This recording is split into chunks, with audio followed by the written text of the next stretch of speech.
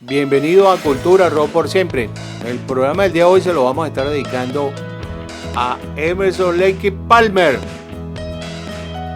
Es una banda británica de rock progresivo que fue formada en la ciudad de Londres, Inglaterra, en el año 1970, la cual alcanzó su mayor popularidad en la década del año 1970, vendiendo más de 35 millones de discos de copias en todo el mundo y realizando unos conciertos multitudinarios. La espectacularidad de sus grabaciones y presentaciones le pusieron a la altura de las grandes bandas de la época. El trío al mismo tiempo preparó el camino para otras bandas progresivas para la difusión del género, pasando de una especie de gueto musical a convertirse en un fenómeno radiofónico. Dentro de la explosión progresiva de la Gran Bretaña de finales de los años 60, el trío Emerson, Lake y Palmer se convirtió en uno de los nombres más significativos y de mayor éxito comercial del estilo, caracterizado por una amalgama entre rock y música clásica que ponía de manifiesto el talento instrumental de sus protagonistas. El terceto estaba compuesto por tres conocidos músicos de la escena británica: el tecladista Keith Emerson, quien venía de la banda El Nice, el bajista, guitarrista y cantante Greg Blake, proveniente de King Crimson, y el baterista Carl Palmer, quien venía de la banda Atomic Roster. La génesis de la banda se remonta a los últimos años de la década de los años 60. Keith Emerson fue bautizado con el nombre de Jimi Hendrix del órgano. Tenía un grupo llamado El Nice, que aunque había colocado algunos sencillos en las listas, era más conocido por sus extravagantes presentaciones en vivo que por otra cosa. En dos de sus presentaciones le tocó compartir escenario con King Crimson. Una anécdota a destacar es que antes de incluir a Carl Palmer en la batería, Keith Emerson y Greg Blake se habían contactado con Mick Mitchell, el baterista de el Jimi Hendrix Experience, para ofrecerle el puesto de baterista en la banda. Mick Mitchell se mostró desinteresado, pero le pasó la idea a Jimi Hendrix, quien, cansado de estar en su banda y con ganas de probar algo diferente, le pudiera satisfacer y formar parte de lo que vendría a ser un supergrupo. Tras la incorporación de Carl Palmer, la prensa británica comenzó a especular sobre la formación de un supergrupo llamado Hell. Hendrix, Emerson, Lake y Palmer. Debido a problemas de calendario en la gira, algunos planes no pudieron concretarse, pero la idea inicial del trío era tocar con el guitarrista Jimi Hendrix después del festival de la isla de Wight, y la posibilidad de que éste se les uniera era casi un hecho, una realidad. Sin embargo, Jimi Hendrix falleció casi un mes después del aclamado festival y el proyecto jamás se concretó. Los primeros ensayos del grupo partieron del repertorio de El Nice y King Crimson, incluyendo sus temas más conocidos respectivamente. En agosto del año 1970, aún sin tener terminado el material para su primer álbum, Emerson, Lake y Palmer se presentaron en el Plymouth Guildhall en Inglaterra, y 4 días más tarde en el célebre festival de la isla de Wight, el 29 de agosto del año 1970, donde lograron un éxito inmediato. En ese mismo festival se presentaron artistas de la talla de Jimi Hendrix, Jethro Tull, Bob Dylan, el Doors, el Who y Jefferson Airplane. El primer disco, titulado Emerson, Lake y Palmer, estuvo listo en septiembre y fue puesto a la venta en noviembre de ese mismo año, convirtiéndose en un gran éxito que estuvo entre los 10 más vendidos en Inglaterra y entre los 20 de Estados Unidos. Todo este éxito se vio ayudado por el sencillo Lucky Man, y su presentación rápidamente se dio a conocer como un espectáculo digno de ver. Esta obra, clasificada como uno de los discos mejores hechos por el trío en su carrera, a pesar de que no goce de composiciones hechas íntegramente por los miembros del grupo. Luego llegaría Tarkus, el segundo disco del supergrupo, un trabajo conceptual lanzado en el año 1971 que alcanzó el número 1 en el Reino Unido y en los Estados Unidos el puesto número 9. Su sonido se presentaba algo más elaborado y complejo, con una primera cara dominada por una extensa suite. Keith Emerson estaba interesado en explotar todo el rango de posibilidades del sintetizador, concibiendo una suite cuya apertura era una erupción de sonido.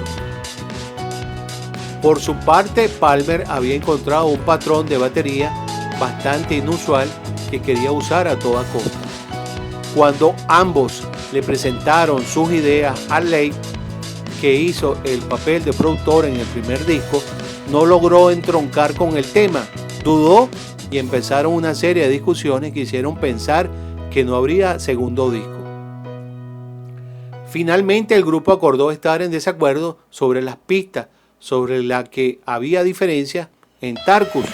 Al final el tema se convirtió en el título del disco, conocida por ser una de las composiciones más espectaculares y representativas del rock progresivo, y lo que ayudó a definir el sonido de Emerson, Lake y Palmer, como se le conoce para los días de hoy. El disco fue puesto a la venta y rápidamente se convirtió en un éxito mundial. 8 meses después, Emerson, Lake y Palmer sacó a la venta Trilogía, otro de los trabajos más aclamados. La experiencia de su antecesor y el éxito alcanzado hizo que los tres músicos se entendieran mejor y que en estos nuevos discos sus aportes estuvieran al mismo nivel, cada cual asumiendo su responsabilidad musical. De hecho, Lake nunca había cantado mejor o el grupo sonado más relajado. Nuevamente fue un éxito comercial, alcanzando el segundo lugar en las listas británicas. El número que se destacó de los demás y que se convirtió en una especie de sello del grupo, la adaptación del tema Rodeo de Aaron Copland, titulado Oe Down, además de otras canciones sumamente destacables como la explosión de rock progresivo de Trilogía y la balada acústica desde el principio. En noviembre del año 1973, el terceto pone a la venta Cirugía de ensalada de cerebro. Aquí la banda incorpora en la escritura de las letras de las canciones a Peter Sinfield, conocido por sus trabajos con King Crimson, con lo que le dio un toque sobrio y apocalíptico en las líricas del álbum. Uno de los temas más representativos son Jerusalén, que es una selección en la que cantan el poema del mismo nombre escrito por William Blake, con el ritmo de la obra compuesta por Hubert Parry. Fue el único sencillo que fue censurado en el Reino Unido por el contenido de su lírica y la adaptación del cuarto movimiento del concierto para piano del compositor argentino Alberto Ginastera, Toccata. Nuevamente el trío llegaría a las altas posiciones tanto en las listas europeas, alcanzando en el Reino Unido y la segunda posición, como en los Estados Unidos. La siguiente gira mundial fue registrada en su triple disco en directo, titulado Bienvenidos de nuevo a mis amigos al show que nunca termina. Durante esa gira se dejó claro que Emerson, Lake y Palmer era una de las bandas más importantes de la década. Por ese entonces, cuando cerró el célebre festival California Jam el 6 de abril del año 1974, dicho festival contó también con la participación de renombradas bandas como Deep Purple, Black Sabbath y Las Águilas. Tras algunas tensiones y consecuentemente 3 años de silencio, se juntaron nuevamente en el estudio. Su siguiente trabajo, llamado War Volumen 1, lanzado en el año 1977, fue el final de los triunfos y la disolución del sonido del grupo. Cada integrante de la banda se sentía incómodo con el otro y preferían trabajar en sus propios discos antes de producir juntos. Sin embargo, la cordura prevaleció y se dieron cuenta de que ningún proyecto en solitario iba a ser mejor que un disco en conjunto. Este álbum fue una solución salomónica de 2 LP en lo que cada uno tenía una cara del disco y una cuarta era colectiva. El disco no vendió lo acostumbrado y el grupo dejó de sonar igual. El LP había destruido la unidad del trío. Parecía que lo único que los motivaba a tocar eran sus obligaciones contractuales. Más grave aún fue el hecho que perdieron tiempo trabajando en un doble LP mientras que el gusto de la gente estaba cambiando. La banda de rock progresivo fueron criticadas porque bajo el nivel de abstracción de la gente frente a las canciones de larga duración, los discos conceptuales y la función entre lo clásico y el rock, la música disco y un pop rock cada vez más liviano y el auge de la reciente música punk comenzaron a acaparar el interés del público e igualmente y a pesar de todo el grupo colocó un número 1 en las listas con uno de sus temas más conocidos como es Fanfarrón de un hombre común. El War Volumen 2 que salió a la venta en noviembre del año 1977 no fue más que una colección de oscuros lados B y algunos temas que hacía 4 años. Los discos fueron apoyados por una gira norteamericana que duró desde mayo del año 1977 hasta marzo del año 1978. Algunos conciertos se realizaron con una orquesta, pero la idea fue dejada de lado durante el viaje debido a las limitaciones presupuestarias. De acuerdo con el documental Más allá del principio, la banda perdió alrededor de $3 millones en la gira y Leigh y Palmer culparon a Emerson por la pérdida debido a que este usó una orquesta de gira. Fue parte de su idea, un álbum en vivo del espectáculo en el Estadio Olímpico de Montreal, Canadá, el 26 de agosto del año 1977. Y las pistas de otra fecha fue publicado en noviembre del año 1979 como In Concert, alcanzando el número 73 en los Estados Unidos.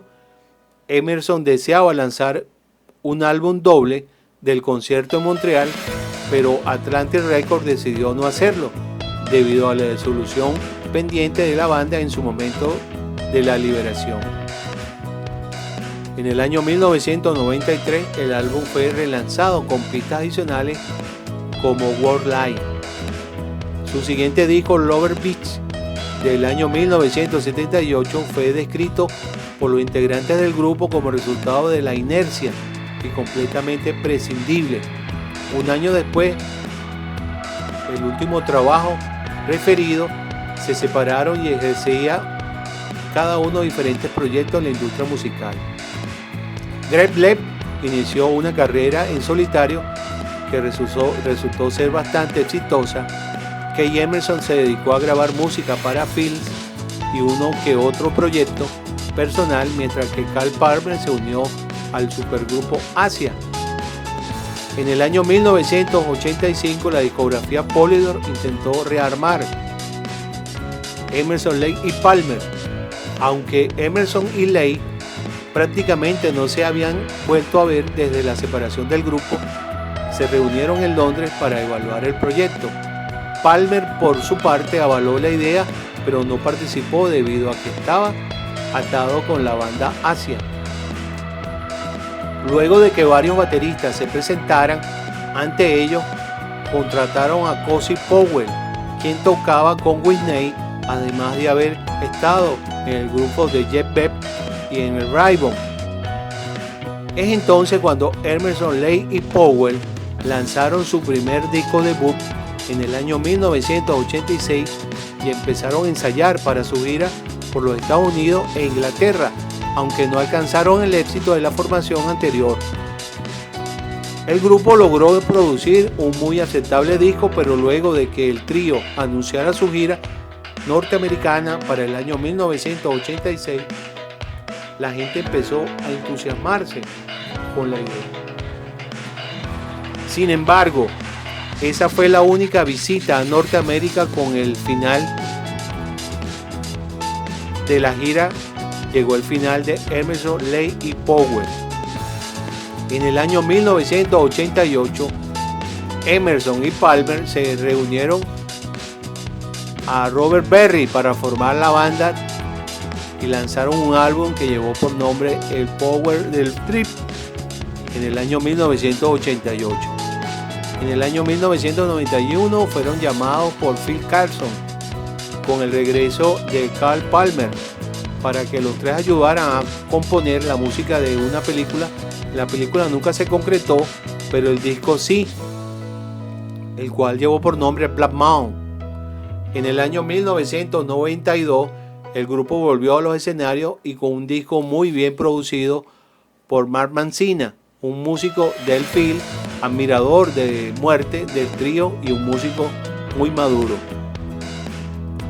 El álbum devolvió a Emerson, Lake y Palmer a la escena contemporánea de la música, manteniendo el sonido tradicional del grupo, agregándole un sonido vibrante y moderno. Durante el año 1992 y 1993 estuvieron de gira y se instalaron en Los Ángeles para grabar a finales del año 1993 su siguiente disco. Fue durante este periodo que Keith Emerson empezó a tener problemas con un nervio de su brazo derecho, lo que lo obligó a entrar al quirófano.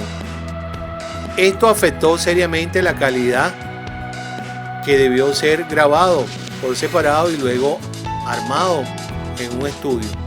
El estado de salud de Emerson obligó a suspender la gira que tenían planeada. Luego de 2 años fuera de la escena musical, volvieron en el año 1996 acompañados por sus colegas de Gentle Trull en una gira triunfal por todos los Estados Unidos. Esta gira fue de las más apreciadas por la crítica y de las más aplaudidas por el público. Durante ese verano boreal, y a pesar de que los 3 miembros del grupo continuaban con sus propios proyectos, la cálida recepción de la gente los consolidó como un grupo nuevamente. Sin embargo, cuando tenían planeado encarar el estudio de vuelta, luego de una gira en el año 1998, la banda volvió a disolverse debido a tensiones entre los miembros y desde entonces los músicos continuaron con sus proyectos en solitario sin la idea de volver a juntarse. Tras haber pasado ya una década.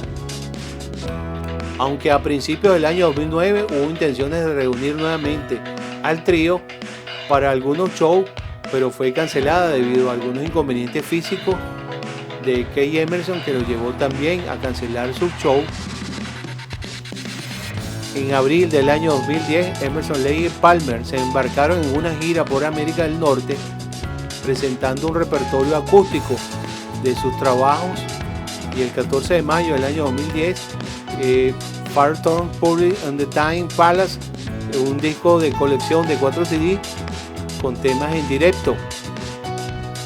El 25 de julio del año 2010 Emerson, Lake y Palmer realizaron un único concierto del 40 aniversario, siendo cabezas de cartel del evento Alto Voltaje Festival en Victoria Park, junto con un documental definitivo de los 40 años de historia de la banda.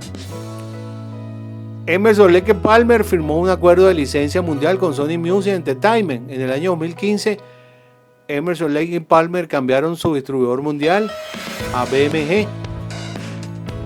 El 11 de marzo del año 2016, Keith Emerson se suicidó de un disparo en la cabeza, y 9 meses después, el 7 de diciembre, Greg Blake falleció a causa del cáncer, poniendo fin a la historia de la banda Emerson, Lake y Palmer.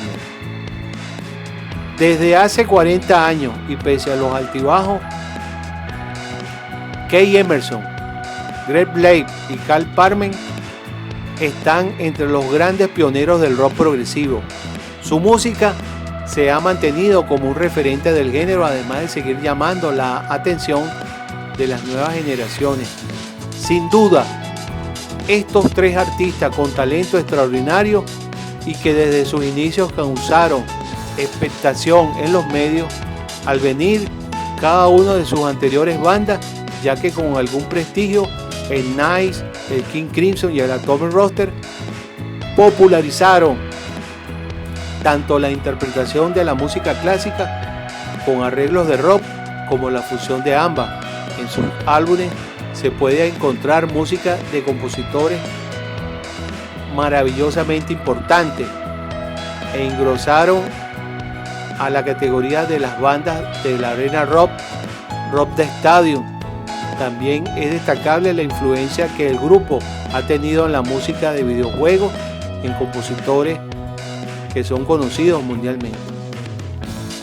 Y de verdad que la historia de esta maravillosa banda Emerson, Lake y Palmer no solamente es una de las historias más interesantes, sino que su contribución a este género de lo que se conoce para los días de hoy como el rock progresivo ha sido infinita.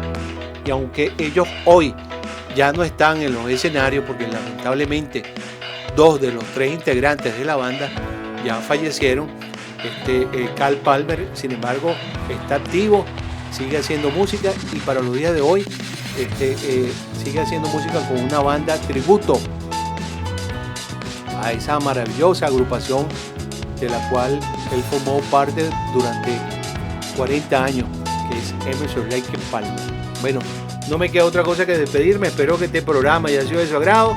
Eso sí, antes de irme quiero invitar a todas aquellas personas que nos ven, que nos escuchan a través de este canal, para que se suscriban, para que le den like a nuestro proyecto Cultura Rock por Siempre y para que nos sigan a través de nuestras redes sociales en Facebook, Cultura Rock por Siempre, en Instagram, @Cultura Rock por Siempre, e invitarlos para que visiten nuestro blog Historia y Leyendas del Rock, donde podrán conseguir un número importante de artículos de bandas que para los días de hoy son historias. Bueno, y ahora sí me despido.